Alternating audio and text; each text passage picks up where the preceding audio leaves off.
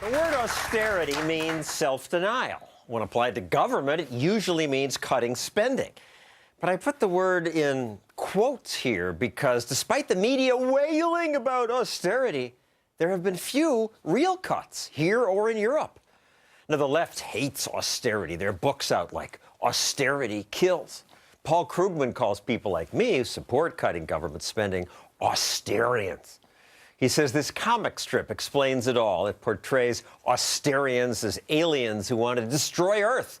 Krugman's the hero, of course, for saying austerity is madness. The aliens then shoot him for revealing this truth. Well, I'm proud to be an Austerian, even if Krugman and, frankly, most of my neighbors in Manhattan Think I'm from outer space. Unfortunately, only a few people in Congress actually take my side and want to cut spending. I'm happy to have one of them here with us tonight. Senator Rand Paul has proposed specific cuts. But, Senator, I'm told if we cut now when the economy isn't great, this will make unemployment worse. Well, here's the amazing thing about people saying that we are living in an age of austerity. We have not cut any spending in Washington. Even the sequester is a cut in the rate of growth. Spending still is growing in Washington. But when they say, oh, if you cut spending, that will somehow cause lack of economic growth. Well, people spend money. It's just who spends it. And Friedman had this, and he put it really well when he said, nobody spends someone else's money as wisely as they spend their own. And when you talk to your colleagues about there have been no real cuts, do they look at you like you're wrong?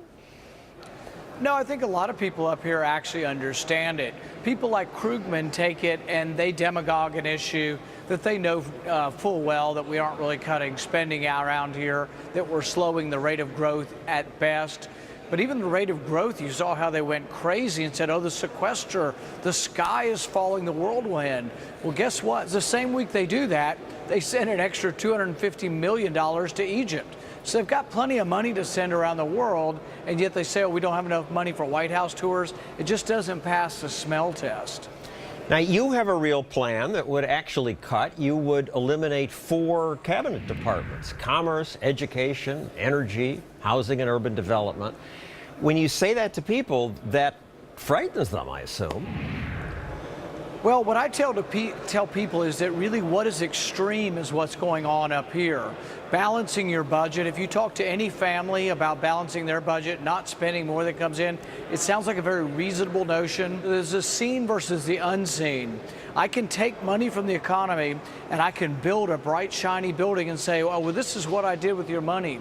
But what we don't see is what entrepreneurs and individuals would have done with that extra money in the economy, which goes back to what Friedman said. Who spends money more wisely, when it's your own or when it's government?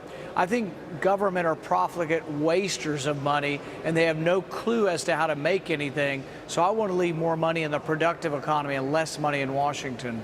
The private sector might have spent the money for the shiny building, creating thousands of jobs or curing cancer. We don't know what they might have done. Right?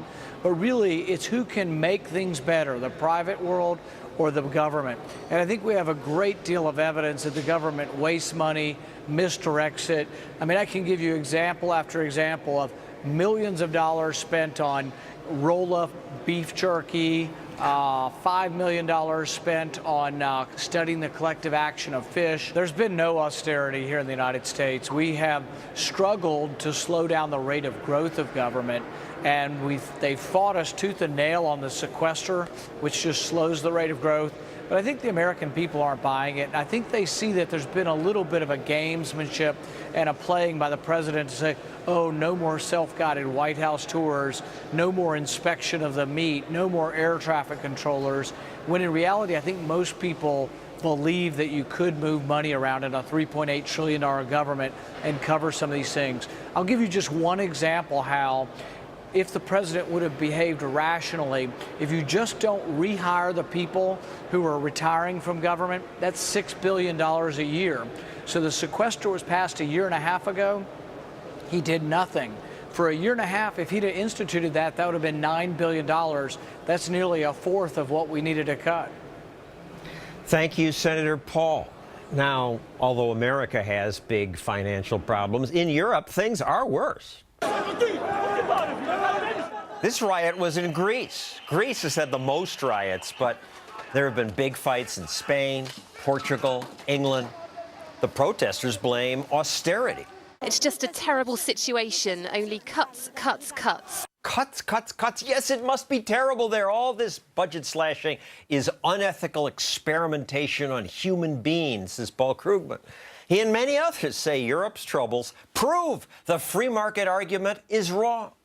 And I admit the Europe struggles gave me pause. I see stories about Europe with headlines like "The economic argument is over. Paul Krugman has won." Could it be true? Cato economist Dan Mitchell has studied European austerity. Why haven't the budget cuts worked? Because there haven't been any. That woman from England who you just quoted, government spending has gone up in the United Kingdom every single year for at least a couple of decades, and even since the so-called Conservative Party government took over a couple of years ago. Not only that, it's rising faster than inflation. You look at France, government spending's been going up. We have a graph of some of these countries. France, Italy, United Kingdom, Spain. All these countries were increasing government spending at a rapid rate. And then all of a sudden, the fiscal financial crisis hit. Oh, we have to do something. We have to do austerity. But what they meant by austerity wasn't let's prune back the size of this bloated public sector. They said let's raise taxes. So all these countries were raising taxes, driving their private sectors into the dirt with these punitive class warfare tax hikes. That didn't work. And so now, finally, as you said, in Greece, we're seeing a tiny bit of spending cuts only because they've reached the end of the rope. They can't get more bailouts. They still can't borrow from the private sector. They've raised taxes to the point where even the IMF said there are Laffer curve responses. You'll get less revenue. So amazingly, it's like, hallelujah, the Greeks have finally, when they tried everything else and it failed, they made a tiny, tiny spending cut. But why all this publicity about draconian cuts? And people there experiencing it believe it. Here's the problem. The fight in Europe is between the so-called austerity crowd and the growth crowd. But the growth crowd are really the Paul Krugman, Keynesian big spender types who think government spending is some sort of magic elixir that you throw it onto the economy, it grows.